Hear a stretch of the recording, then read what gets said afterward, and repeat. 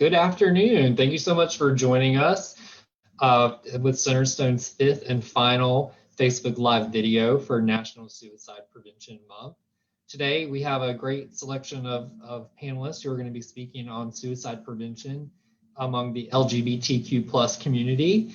We're so glad you could join us, and we're just looking forward to having a great discussion today. So what I'm going to do is just kind of warn everyone watching that some of us are working from home, and so you may hear some background noise or kids or animals or things like that. So don't hold it against us, but we'll still try to have a great conversation today. And this video will be available on our Facebook page and on centerstone.org/suicide. So if you join in late or anything like that, you can find the whole video both of those places. So again, thank you so much for joining us. And I'm going to turn it over to our speakers to introduce themselves. And Jenna Farmer-Brackett is the closest one to me, so I'll let her go first.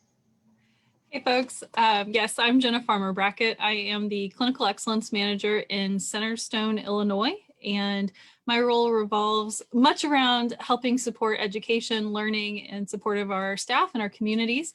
I'm coming in from Southern Illinois, right across the river from St. Louis, Missouri, and happy to be a part of this. Excellent, thank you, Jenna. Diedra is next on my grid here, so I'll let her go now.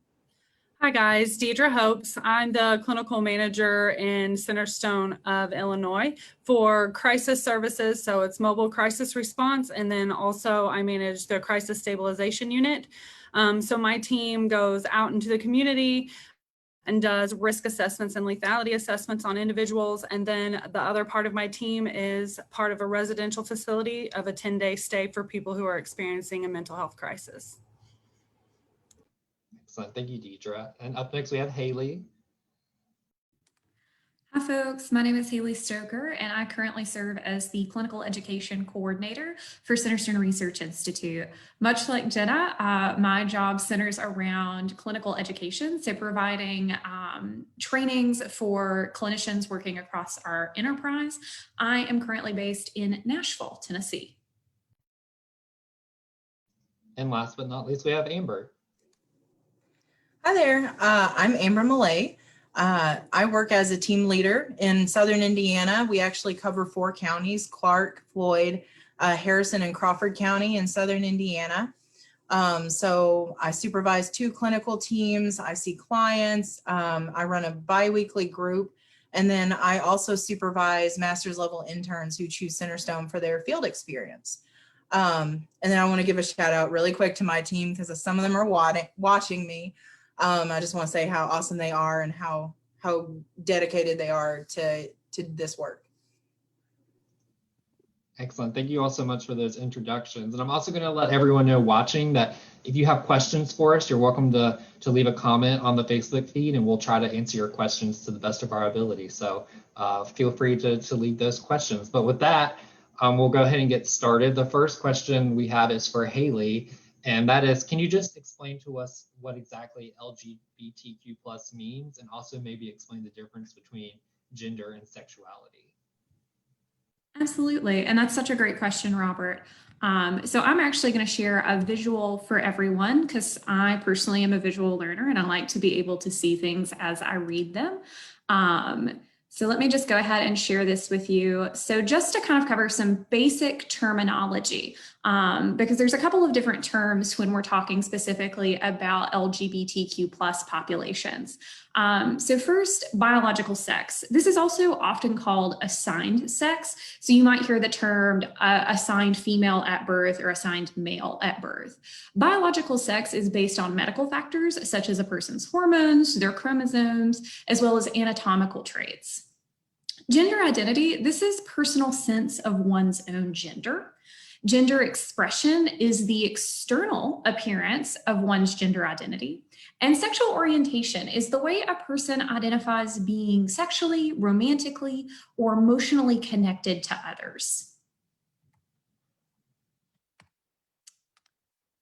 So when we break these terms down a little further, some of these may be terms that you all are familiar with, some of these might be new.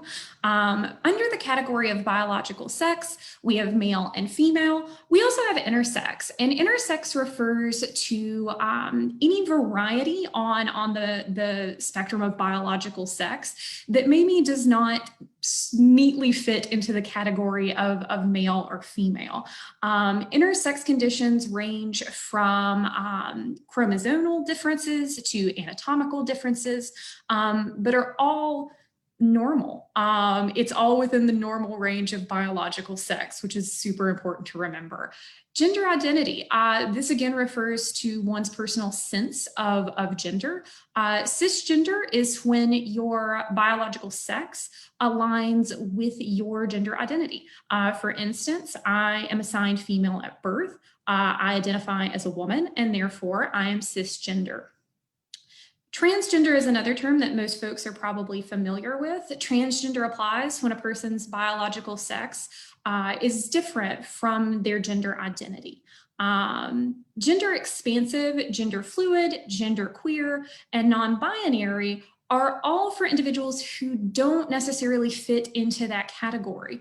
Anyone that identifies as non-binary or gender fluid, etc., they may feel that they don't fit into any of these binary categories. They may feel like they pull traits from both sides of the binary. So these are larger terms that are going to be unique to each individual. Gender expression is how we reflect our gender externally. This can be the way we wear our clothing. This can be hair and makeup. So some general terms are things like androgynous, femme, gender nonconforming, masculine. And then finally, over here, I have sexual orientation. Sexual orientation can include things such as asexual, when a person does not feel sexual attraction to any person, or limited sexual attraction to others. Bisexual refers to people who are attracted to individuals of their own gender, as well as individuals who are not of their gender. Gay has traditionally been a bit of a catch-all term, but generally means a man who's attracted to other men. Lesbian is generally a woman who's attracted to other women. And then pansexual is a person who is attracted to individuals of all gender identities. And then under this lovely umbrella, we have the term queer. Queer is an umbrella term. Queer can refer to a person's sexual orientation. It can refer to a person's gender identity. Queer is a really great term for folks who maybe feel that they don't fit into any one of these categories. So queer is something that really depends on the individual and has individual meaning for everyone. Excellent. Thank you so much for that. This is kind of an expansive subject to discuss, and I think it's really important for everyone to understand some of the differences between these terms and all the different subject matter that this encompasses. So thank you for that. Amber, the next question is for you. We know that the suicide rate among lesbian, gay, and bisexual youth is notably higher than that of the general population. I was hoping that you might be able to explain to us a little bit about why that might be. Yeah, I think I want to start by first saying that identifying as queer, I'm going to use that since Haley just gave me the umbrella term. So identifying as queer does not automatically make someone suicidal. So I think, definitely putting that out there, like statistics can be scary, and just because someone you love or you identify under that umbrella doesn't mean that, you're going to have suicidal thoughts. There are plenty of people that don't. Each person has their own experience, and it includes different protective or risk factors involved in it. So I'm going to talk a little bit about the risk factors involved with queer youth. They're more likely to experience discrimination and stigma, and we know that can increase loneliness and isolation and suicidal ideation and behaviors. We have laws and policies that can allow discrimination against someone based on their gender or sexual orientation. And then these kiddos are seeing that, reinforced in their schools or communities, and then they can internalize that, and that can, increase risk for suicidal ideation or behaviors. Queer kiddos are more likely to experience bullying either online or in person, based on their identity. So that can increase risk. There's also at times a lack of representation depending on where that individual lives. So they might not have teachers or community members that they see and can identify with as a kiddo. So sometimes it's hard for them to picture a future for themselves and something they can identify with. Another huge risk factor is family rejection. And in certain circumstances that could lead to homelessness. And then we all know that that just really increases the risk and danger to a child. But on the flip side, family acceptance, I want to discuss that a little bit too, is such a huge protective factor. And that just having that primary support from family members can greatly reduce or even eliminate the impact of those other risk factors that I just talked about. So kids can be super resilient if we just give them the support and tools to work through things. Excellent. Thank you so much. I appreciate that thorough answer. Haley, kind of along the same lines as the previous question, we know that the suicide rate among transgender individuals is even higher than that of other LGBT individuals. Can you talk us to a little bit about why that is and some reasons that trend is happening? Absolutely. So Amber has spoken to this a little already, because as mental health care professionals, we recognize that there are a variety of risk factors surrounding suicide risk. If you're operating on interpersonal theory of suicide, which is Thomas Joiner's theory of suicide. It's outlined in a really great book called Why People Die by Suicide. Two of the main points that he talks about is this idea of thwarted belongingness and perceived burdensomeness. So something that we have seen through research is that when you can increase a person's social connectedness, that overall lowers a person's risk for suicide. So when a person feels connected to others, when they have meaningful social connections, that helps overall lower the risk for suicide. We know for trans individuals and particularly for trans youth that they experience levels of discrimination, levels of bullying, levels of physical and verbal harassment or abuse at much higher elevated rates than their cisgender peers. Which means there can be an overall lack of connectedness for trans individuals. Additionally, something that comes up is, one of the negating factors for suicide risk is having access to effective and culturally competent care, not only in physical health care, but mental health care as well. And unfortunately, being able to access culturally competent care is not always the easiest thing for transgender individuals. So these things combine can really make it difficult for trans folks experiencing suicidal thoughts. Unfortunately, 4 out of 10 transgender adults report having attempted suicide, the majority having done so prior to the age of 25, which means this is definitely something that we all need to be aware of, particularly for families who have a trans child or a trans relative, making sure that if nothing else, those folks have family support. They have that form of social support, which can overall help reduce risk. Excellent. Thank you so much. We actually had a question come in, and either for you, Haley, or for anyone else who might want to answer, but how can you talk to us a little bit about how important it is to use someone's preferred pronouns, and what you should do maybe if you don't know what someone's pronouns are? That's a really fantastic question. I think as you can see, we all have our pronouns reflected today. And sometimes that's the easiest place to start with pronouns. If you are unsure of someone's pronouns, it's okay to ask. I think most people would much rather you just ask their pronouns than make an assumption. When we use people's pronouns, we are validating their identities. We are telling them, I respect you.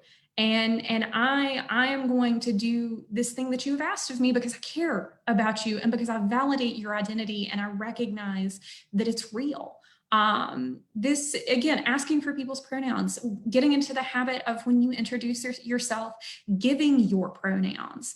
If you are a cisgender person, this is a great way to signal that you're ready to have a pronoun conversation with someone.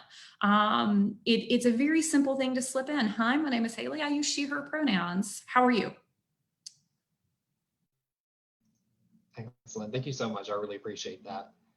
My next question is for Diedra. We've talked a little bit already about some of the common risk factors for suicide, but I was hoping maybe you might be able to explain us more of those common risk factors, as well as any signs that maybe someone should look out for when someone might be struggling. Yeah, for sure. Yeah, Haley and Amber did mention some risk factors, specific to the LGBTQ community, but, some risk factors that come to mind just overall for individuals at risk for suicide. The first and foremost in my mind is previous attempts or previous self-harm. Both of those things are huge red flags when we're doing assessments in crisis. If you've done one chip away at the ice, it's easier to do the next and the next chipping away. And so it's really big to make sure that we know previous attempts for people if that was a thing for them. Another thing is obviously the diagnosis of depression or other mental illness is a risk factor for suicide. Besides that, though, it's the basic needs, right? The social support, like Haley and Amber talked about, is big. But basic needs like food, shelter, clothing, if we don't have that bottom layer of Maslow's hierarchy of needs fulfilled for the client or for the individual, then they're at a higher risk of completing suicide. I would like to also say, though, that resiliency is built on positive relationships with others. And so that's exactly what Haley and Amber was saying, is that, if they have a few people that they can talk to and relay their feelings and their emotions to, it tends to be a lot more supportive than what people would think. But with the risk factors, you wanted to keep into mind, like they were saying, the victimization that these individuals are facing in school and in their home and their community, some in even churches, right? The places where we're supposed to have the most support can sometimes be where there's no support at all. As far as warning signs go, for me on the top of the list is if somebody's talking about it, that's big. If they're mentioning things like feeling hopeless or trapped, saying things like life doesn't even matter anymore, or before too long this won't even matter, things like that, hopeless statements, those are big warning signs. And obviously, if somebody has a plan or talks about how they would complete the suicide, biggest red flag. That is number one, what we're looking for when we're doing crisis evaluations on people. Some other pretty significant warning signs are the use of like alcohol and drugs, giving away prized possessions. They tend to want to give away things that are meaningful to them, so that way when they're gone, the people that they love have something to remember them by. Some loss of interest in things they normally like to do is pretty common also. And then changes in eating and sleeping patterns is a big red flag too. One thing that I did learn that I think is something that's important to put on here, is because it's less talked about as a warning sign, is an immediate sense of happiness out of nowhere. So they've been depressed, they've been sad, they've been struggling, and then they wake up the next morning and suddenly everything's good, they're great, they're on top of the world, and that's a huge warning sign to look out for. So. Excellent. I really appreciate that. We all know that suicide prevention is a community initiative, and so we can all play a part in kind of looking out for some of these warning signs in case anyone we know might be struggling with these thoughts. Jenna, in Illinois, there are specific services designed for LGBT youth. I was hoping maybe you might be able to kind of walk us through what some of that programming looks like and how it helps individuals who participate. Yeah, absolutely. Thank you. And I have to give all the credit to Danny LaPlante, who is one of our staff here in Illinois that has really taken charge and has been a huge advocate for how do we provide, like Haley said, that very culturally competent, aware, and supportive services to meet the needs of the people that we serve.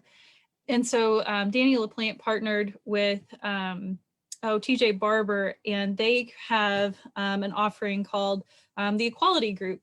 And the Equality Group is designed for folks that are 18 and older, and they meet on a regular basis to provide education, support. Allies are welcome. Certainly folks of the community are welcome. That's the LGBTQ plus community are certainly welcome. We want all folks at the table so that we can have these safe, meaningful conversations to really talk about education aspects about being a member of the community, maybe even guiding the process of coming out and having those conversations and supporting each other in these life, these life experiences, the moments that they're going through, and to be, to have that community, that shared experience together. Excellent, thank you. And Amber, similar along those lines, you're in Indiana, and there is an LGBTQ plus youth group there as well. Could you maybe talk to us a little bit about that one too? Yeah. So I've been referring to it as like Wednesday night group. We don't have like an official title. Might have to get the kiddos' input on that. So that was something we've been running for almost a year now. And it's a direct result of just a lack of resources in the area.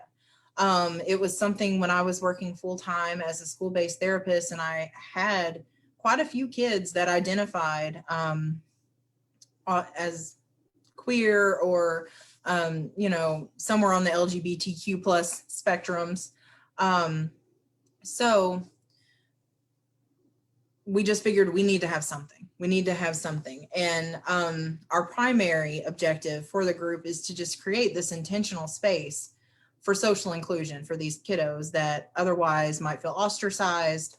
And we just want them to have a place where they can feel seen and heard by peers, by supportive adults, and hopefully to reduce some of those risk factors that we know that we're facing. So most of the kids in the group have been assessed or admitted at some point in their past for suicidal ideation or behavior. So that's something we talk about very frequently with their experiences. So we talk about how to cope with those feelings, how to reach for support, and how to stay safe in those really dark moments that they've experienced, and so many people have. And during COVID, we had to switch the group. Obviously, that's caused some barriers. Like I'm sure it's caused a lot of barriers for people seeking help. I was like, we've had to get through technological struggles, but then that emotional connectivity too is so different. Having a group online versus in person, because in person the kiddos, they could bounce off each other, they could create, have all these different conversations, and we can do art projects together. But online we're not able to do that as much, and it has created more space for just talking, because people get uncomfortable, they want to fill that space, and it's created given us a lot of beautiful conversations that maybe might not have been able to have in person. So we hit on a lot of different issues, like self-acceptance is, a big thing. Healthy boundaries and relationships, personal and virtual safety, and then resourcing for the kiddos too, like what is available in the area. We're right across the river from Louisville, which has so many resources available to them. But as we know, that river creates a huge barrier for people if they have transportation issues. Kids can't drive across the river. They'll find ways to get there, but it's not safe most of the time. So it's good that we have something on this side of the river to offer them. And the kids are they're so resilient. You know, they give each other some of the best advice about how to deal with what they're going through in the different spaces they do it. You know, like online, there are so many different protocols for how to handle social situations versus in person, how they're dealing with things at school. And, you know, I'm so proud to have that group and all the things that they teach me. Excellent, thank you. You know, I think it's really great that Centerstone is a safe and inclusive place for both youth and adults who are LGBTQ plus. And so I know you're both really proud that we're able to offer those programs. But along those lines, sometimes it can be difficult to find a healthcare provider who is knowledgeable or even, you know, willing to treat you if you're LGBTQ plus. Jenna, can you talk to us a little bit about how someone can advocate for themselves if they're seeking either mental health or physical health treatment? Yeah, absolutely. And I think this is one of those points where it's like, we have to be real about this. We're human. We're all human. Practitioners, it doesn't matter if it's a physician, a psychiatrist, a therapist, a social worker, we're all human. We all have our own ideas, perceptions, experiences with the world. And some of us are really open and seek out opportunities to learn as much as we can about the people that we serve, you know, our clients, the people that are coming to us for care. And some are not as open to that. And I think whoever you are and whatever your needs are, when you're seeing a professional, again, it could be for healthcare, behavioral healthcare, you name it, when you're seeking out that support from a professional, it's always helpful to kind of really, you know, provide as much information as you can about yourself so that you can see if this is a good fit or not, and ask questions. You know, how much experience do you have in working with folks from the LGBTQ plus community? You know, do you have a background or education or knowledge or any and all the above, right? And if it doesn't feel like it's a good fit, it's okay. And I say that also understanding that, like Amber was saying, sometimes resources are few and far between. And so it's really finding what's that comfort level. And if you're having those red flags, like that conversation, like they're not listening to you, they're answering in ways that make you feel uncomfortable or awkward, or even guessing, like second guessing yourself, right? Like there's certain boundaries that you want to stick to, right? Those red flags are not okay. And trying to find other resources would be really important. And, you know, it's trying to find the balance that you feel most comfortable with and respecting your boundaries, right? And what you feel comfortable and safe with. Because if you're not feeling safe with that provider, again, that's another sign. Maybe I need to either advocate and ask maybe for a different provider, a switch in a provider, or some other request from that professional, that staff person, to see, you know, what can I change about my services or the care that I'm receiving or who I'm receiving it from, so that I can feel that this is a safe environment where I can, you know, just again, be myself and receive the care that I think is most helpful given my situation.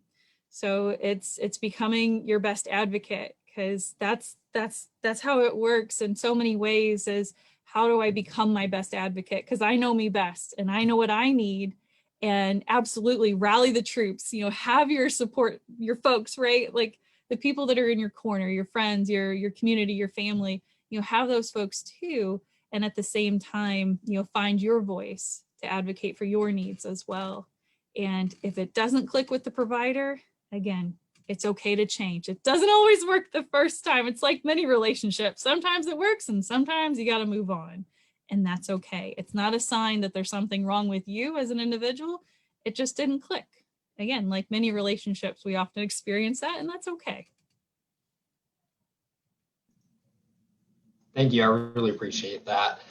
This is a question that we hadn't planned to discuss, but I just wanted to throw it out there because National Coming Out Day is coming up in early to mid-October. So I wanted to see if you all were able to offer perhaps any tips to people that might be listening who are thinking about coming out. Just maybe help them feel a little more less alone or more welcome. So if you have any tips, we're welcome to hear those.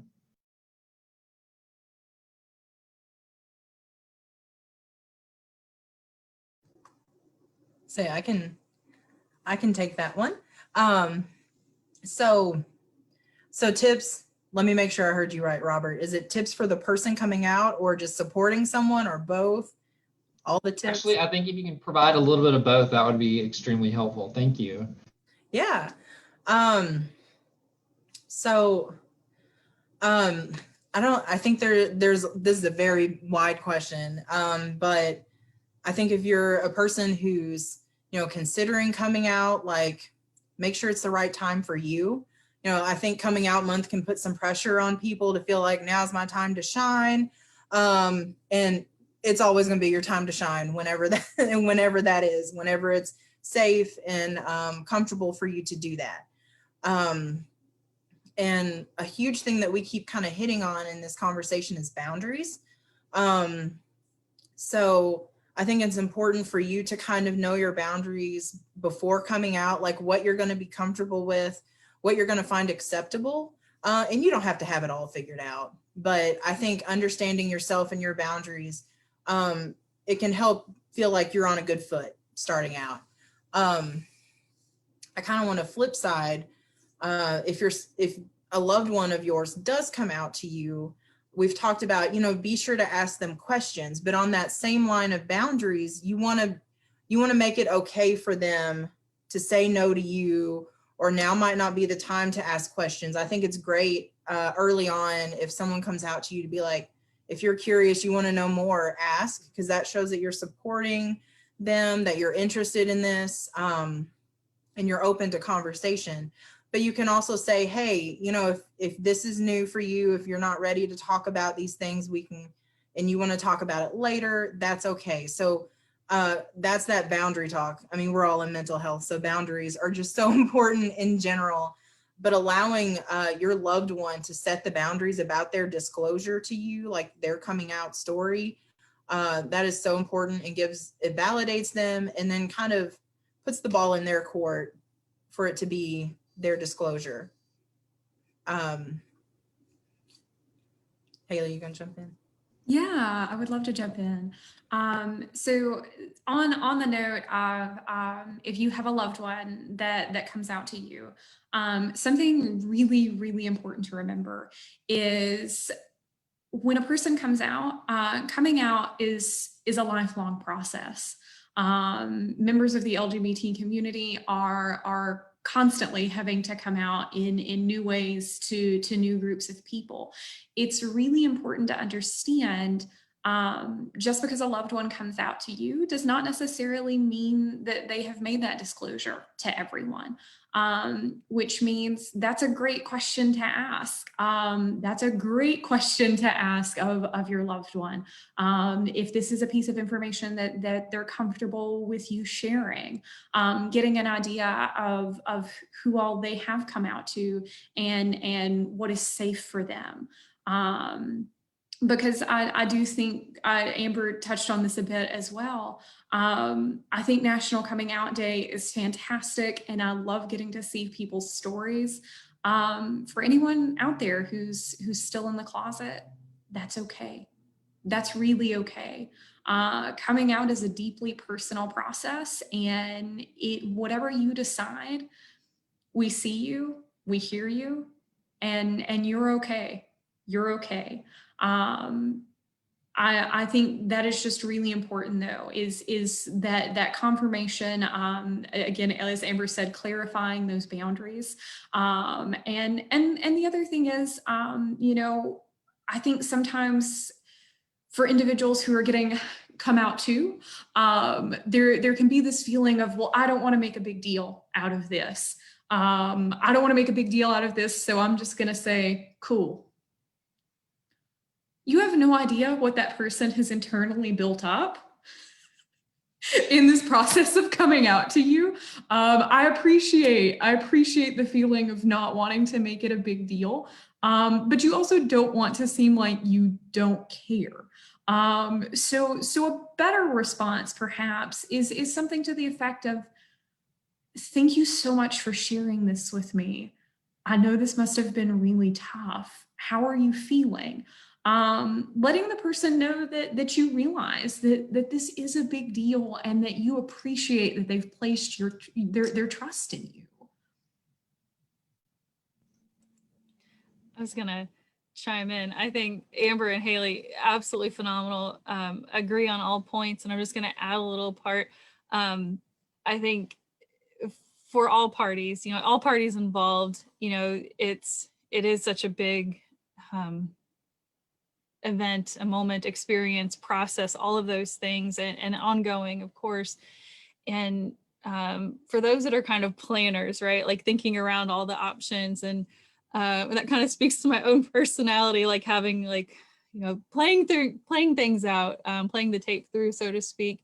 A tip possibly to consider is, if you have that safe person, that person that you trust and has your back, maybe kind of let them know, if you feel comfortable having them involved in that, letting them know, hey, I'm getting ready to come out to so-and-so, can I call you right after, right? Like, so no matter what that outcome, whatever that was, you have that safe person that you can talk to and have that very genuine, safe conversation.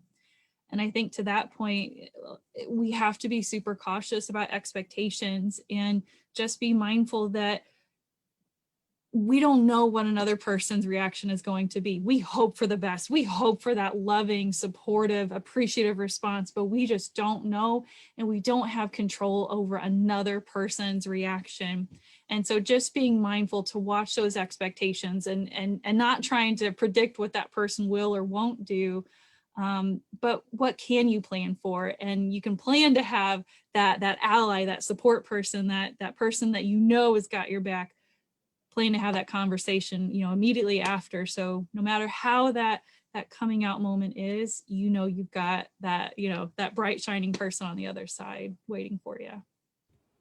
I also think it's good, for the person receiving the information to not assume what is supportive or what type of support that the person giving you that information wants. I think that's different for all people in every aspect of life, right? And so just being open to them and let them know that whatever it is you need from me, I'll be there for you in that moment.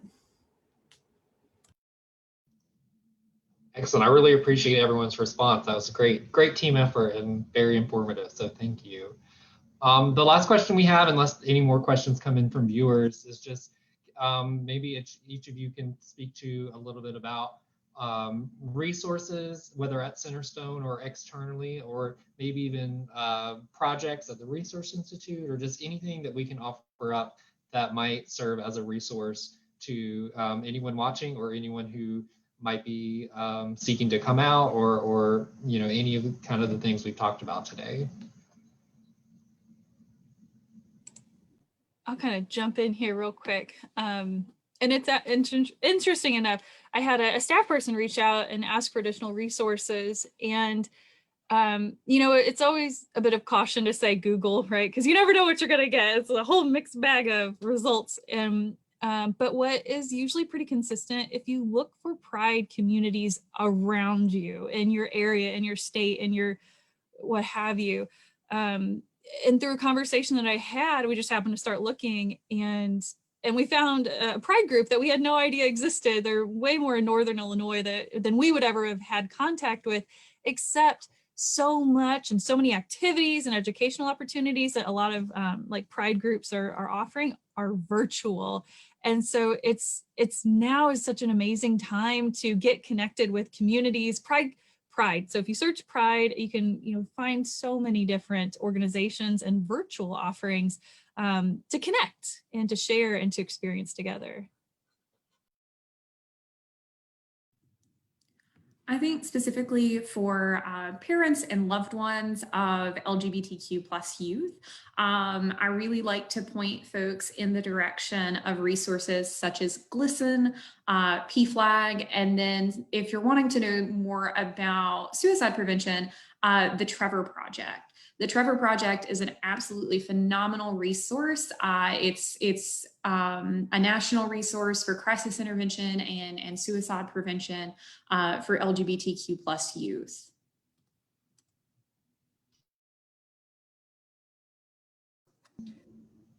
resource that I really like to talk about is the It Gets Better campaign. And that's just, those are mostly YouTube videos, more content for like teenagers and older, but it's queer identifying adults and what they would say to their self as a younger person, to encourage them or get them through hard moments. And I just think that can be so relevant to a lot of people, and like even adults who have been through the coming out process. It can be very validating to hear other stories about how things used to be versus how good they are in the present for them. So that's a good resource too. As far as it goes in Southern Illinois, like a lot of people don't know about the Crisis Stabilization Unit. It's kind of shocking that when we're even talking to other like mental health professionals or medical professionals, that they are like blown away by the fact that this resource has been in their backyard this whole time and they weren't aware. So I'll just do a small plug about the Crisis Stabilization Unit in Southern Illinois. It is that mid-level of care, right? You're not quite at the point where you need psychiatric inpatient care, but you do need extra support for various reasons.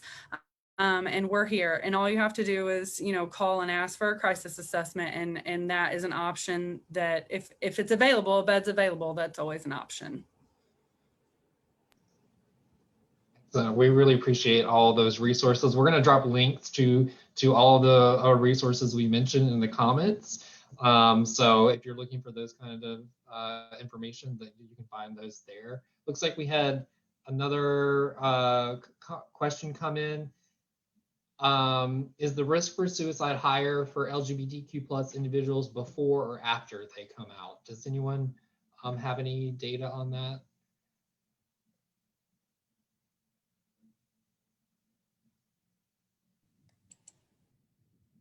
So I don't have any specific data on that at the moment. I do think that's a really phenomenal question, and is one that, particularly for transgender individuals, for non-binary individuals, coming out with gender identity is such an expansive process.